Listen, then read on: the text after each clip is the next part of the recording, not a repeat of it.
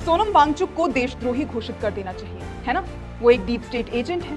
BJP और उसके IT cell और भक्त मंडली एक्स पर सोनम वांगचुक के खिलाफ अंट शंट पोस्ट कर रहे हैं। अगर थोड़ा सा वो और स्क्रॉल करते तो पता चलता कि 2019 से लद्दाख के लोग लगातार शांतिपूर्ण आंदोलन कर रहे हैं।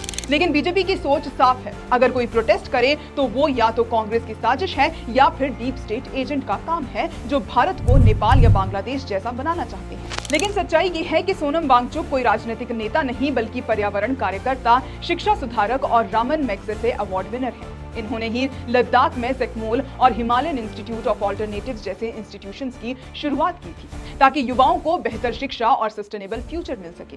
ये वही शख्स हैं जिनकी लाइफ से इंस्पायर्ड होकर 3 इडियट्स का फुनसुक वांगडू कैरेक्टर लिखा गया था। अब जरा लद्दाख के लोगों की 4 मांगे सुन लीजिए, जो वो सालों से उठा रहे हैं। लद्दाख को स्टेटहुड मिले, छठी अनुसूची के तहत संवैधानिक सुरक्षा मिले, लेह और कारगिल के लिए अलग अलग लोकसभा सीटें, सरकारी नौकरी और जमीन में स्थानीय भर्ती और संरक्षण मिले। इन 4 जेन्युइन मांगों के लिए लोग पिछले 5 साल से पीसफुल प्रोटेस्ट कर रहे हैं। खुद सोनम वांगचुक ने बार बार अनशन किया, गांधीयन तरीके से संघर्ष किया, लेकिन हुआ क्या?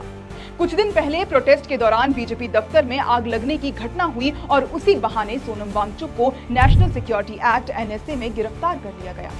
सोचिए, जो इंसान 5 साल से भूख हड़ताल कर सकता है, वो अगर वाकई हिंसा करना चाहता तो अब तक बहुत पहले कर चुका होता। लेकिन ये बीजेपी का नया पैटर्न है। सवाल उठाओ देशद्रोही, अधिकार मांगो आतंकवादी, लोकतंत्र बचाओ UAPA।